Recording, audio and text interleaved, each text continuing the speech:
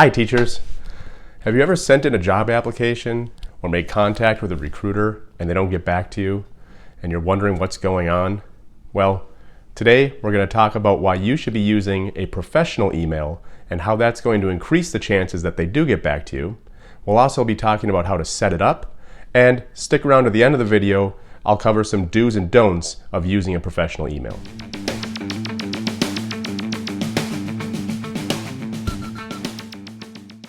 Hi, welcome to Teach No More, where I help you get out of teaching and into a job that allows you to take a bathroom break when you need it. Because that's a thing when you're a teacher. Bladder infections. Unbelievable. My name is Shaun, and I'm a professional coach who specializes in helping teachers stop teaching and start living. So today we're talking about professional emails, why to use them, how to set them up, and we'll cover some do's and don'ts of using them as well. So, why should you use a professional email? Well, the first reason is because you get a lot of bang for your buck. So, what does that mean to get bang for your buck with an email? Well, there's a lot of things that you can do to increase the chances of having a recruiter get back to you, or landing an interview, or increasing the chances that your application will go through. But one of the easiest, simplest, fastest ways to increase your percentage chances is to set up a professional email. It's super simple. It takes a few minutes. There's no reason not to do it. It's by far the number one thing, the easiest thing, and the first thing that you should be doing if you want to increase your chances of having someone get back to you. So, bang for your buck, first reason right out of the gate. Number two, it helps differentiate you. So, right now I am working for a company, and part of my job is to contact people to set up workshops and trainings and just kind of get in touch with them. And I cannot tell you how many people use their personal emails for business stuff. It is rather insane, actually, of how many people don't have a professional email. It sounds like everyone would have one, but they actually don't. And I think to myself, why would no one do this? But then I remember when I started my job search, and back when I didn't know what I was doing, I didn't use one either. I used my personal email. In fact, I think a long time ago when I was applying for some teaching jobs, I had a email that was like a sexual innuendo joke from when I was a teenager in high school that I had set up, like my first email account, and I was using that to apply to jobs, teaching jobs, when I was, still a teacher.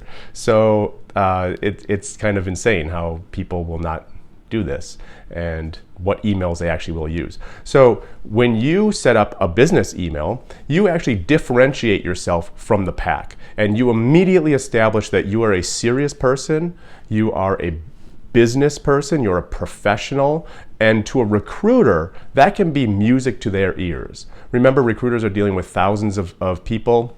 They're dealing with hundreds and hundreds of applications for every single job that they oversee. And sometimes simply seeing that you have used a professional email for your email versus like I did with some horrible, I can't believe I did it, horrible email that you set up in high school can really make all the difference. Also, another thing that it's going to do is that it is going to allow you to stick in that recruiter's mind much easier. So maybe you go to a job fair and you meet a recruiter, and maybe you've even taken the step of making some business cards for yourself. Hey, my name's John Smith. I'm a teacher. I'm trying to move into creative design, whatever it is. Here's my business card. Great. We'll get in touch. That recruiter has a lot of business cards. Let's say they lose your business card, but they like you. They remember talking to you. They made a mental note. Hey, I want to talk to that John Smith guy again. But now they can't find your business card. Well, if you're using some email, a personal email that is difficult to remember, they're going to move on. They're going to find someone else. But if you're using a simple business email that's easy to remember, then they might actually take the chance to reach out to you. So you've increased your chances of not having some accident kind of tank your application or that pathway to that job. So that's another thing that you want to do. The third reason why you will want to use a business email is it helps you stay organized. So right now I have 1, 2, 3, 4, I think I have 5 emails. I might have 6 emails actually. I have one for Teach No More. I have one for my other coaching program. I have my personal email that I don't use that much anymore actually because it's so full of spam. I have another kind of personal one that I set up that I use more often. And then I have my professional, so that's 5. So then I have my professional email that I only use for business or professional purposes. So I use those different emails for different things, obviously. And the thing that I use my name email for, my professional email for, is anytime I'm contacting someone about a job, anytime that I'm contacting someone for any professional reasons, if I sign up for something very official, then I might use it for that as well. I'm really selective in what I'm using it for, but that helps me stay organized with the things that filter into that email account. I know I need to look at. I know they're important, and I tend to know exactly what they're for. So setting up that professional email for yourself is going to help you stay organized. And when you get those responses back from the employers or hiring managers or recruiters or the ATS, they send you automatic things all the time, you know why you're getting it. So that's another good reason to stay organized. The fourth reason, and this is something that I talked about in a previous video, is that you will make the recruiter's job much easier. And this is super important, and a lot of people overlook this step. I have another video where I talk about keeping the end in mind and making sure that you are making things easy for the recruiter, because at the end of the day, that's going to be one of the deciding factors of why you might actually get a call back. So recruiters are super busy, and they're looking at thousands and thousands of applications, and for whatever job you're applying to, there's hundreds of applicants. So if they're filtering through and they have to remember a whole bunch of different names, or remembering emails, or remembering resumes, they're looking at cover letters, just having a simple, straightforward, easy to remember, easy to type in email sets you above the pack. It sounds kind of ridiculous, and I didn't take that advice for a long time, but it is true. And I've spent enough time doing research and talking to people who do recruiting and talking to people who do hire people and go through the whole process to know that just making things easy for them and not wasting time, 5 seconds might be all it takes between your application moving from the hiring manager's desk to the garbage bin. That's all it might take. And having a simple email is going to solve that, or one of the things that's going to solve that anyways. How to do this? It is super, super easy. Your professional email is going to be your first name dot last name at suchandsuch.com. That's it. There's nothing else to it. It's straightforward, it's simple, it's easy to remember, and it helps you brand yourself a little bit. When you put your name out into the world as your name, not as Tanky Mama, whatever your email is, right? No one knows who Tanky Mama is, but people know who John Smith is. Well, no one knows who John Smith is because everybody's John Smith. But for me, everyone knows Shaun Sticka. That's my email, right? So first name dot last name at whatever.com. Now, some tips here, because some people have incredibly common names like John Smith. If you're a John Smith and you do John Smith or john.smith at gmail.com, chances are it's taken up. You won't get that email. So some things that you can try to massage this a little bit if you do have a super common name is simply reverse the two. Go last name dot first name. You'll be surprised at how often that will work, because a lot of people, first of all, again, don't think about doing this. And second of all, a lot of people, if they do try the john.smith@gmail.com and they don't get it, they'll just give up, or they'll start doing things that I'm going to talk about in a minute of the don'ts. They'll start following don'ts, okay? Just reverse. Last name dot first name at whatever.com. Okay. Another thing that you can do is you can throw in a middle initial. Be careful with this. All right. You can do a first name dot middle initial dot last name. That's a little bit long. That's kind of borderline. You could do your first name middle initial right at the end of that and then dot last name. That would also work as well. Another thing you can do is just try to use a different domain or a different provider. Instead of using Gmail, use Outlook. Use Hotmail. It's not around so much anymore, but go for it. Okay. Use Yahoo if you need. All right. So that's another thing you can do. And then try the same tricks over there as well. That gives you 10 to 12 different options of how to massage out something that if you're a John Smith type. Another thing you can do if you're having problems getting your email set up because you've tried all these things and you still can't find something, my email is in the description of this video. Send me an email and say, hey, Shaun, I've tried your tips and I can't get it. I'm a John Smith type and there is nothing working. I will help you set it up and we'll get you going so that you can take care of this little problem. All right, so some do's and don'ts. Start with the do's. Do use your full name.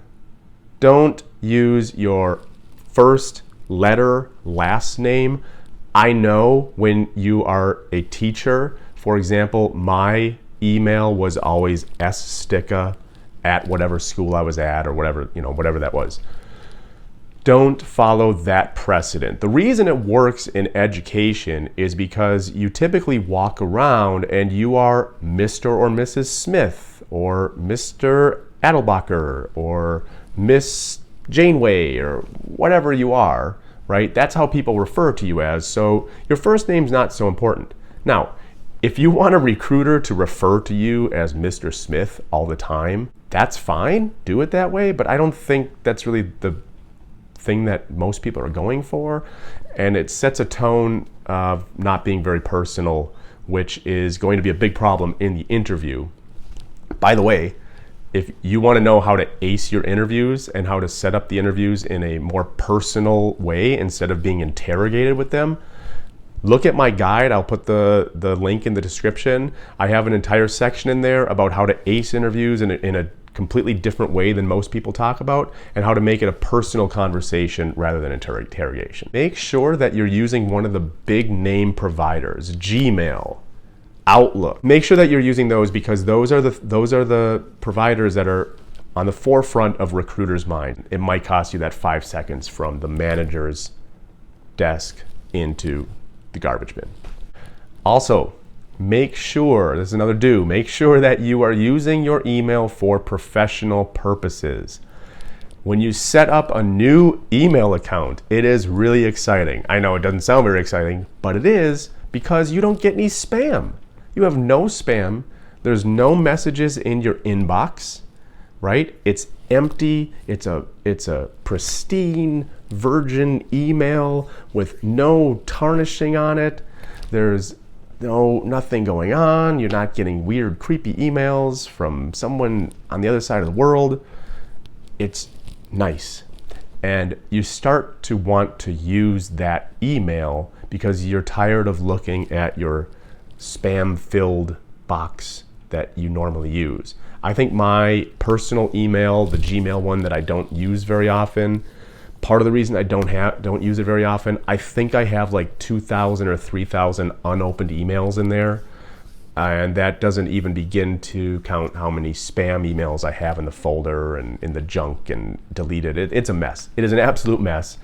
I use it sporadically, or I use it when I know that someone is going to start sending me spam emails. I'll use that one because hey, I already had enough spam, so what's a little bit more, right? So don't start using your professional email as a normal email. Don't even do it once. Just the only time you should ever use it is when you are using it for professional purposes. Okay, a few don'ts. Don't use numbers. I know, it's easier to do John Smith 1, John Smith 2, John Smith 3, and then you'll get a number that no one has pretty soon. But remember, we're trying to make recruiters' job easier. If they have to remember a random number at the end of your name, you've not solved anything for them. You've just shifted the problem from what was that person's name to what was that person's number. That does you no good. So don't use numbers. Also, don't use random characters. Don't put the @ symbol or $ symbol or something at an exclamation point at the end, or something to, well, okay, if I'm John Smith exclamation point, no one else is going to have that and I can get my email. Don't do that either. It's the same thing as numbers. You've just shifted the problem, and don't do it, okay? Another don't is don't tell people that you have this email. Other than recruiters. Tell the recruiters. Tell anyone that you're dealing with for professional purposes that you have this email. But don't tell your friends. Don't tell, if you go look at the new car at the car dealership and they want your email, don't even mention it. Just keep it under wraps. Keep it secret, because once you break open that bottle, as you well know, when you're dealing with a classroom of students, right? If the genie comes out of the bottle, it's really hard to put back in. So just keep it under wraps. Only share it with the very few professional business people you want to share it with. I hope that you start using a professional email. It's really going to set you apart. You'll be surprised at how much it's going to do that. It's really going to give you a lot of bang for your buck. It's really going to help make the recruiter's job a lot easier, which is going to save you in the long run. And it's going to help keep you organized when you're out there in the job hunt, getting out of teaching. If you like this video, down in the description, I have a link to both my ebook, but I also have a link to my free guide. It's 8 pages and it's going to help set you up on the path towards getting out of teaching and start living. I will see you all in the next video.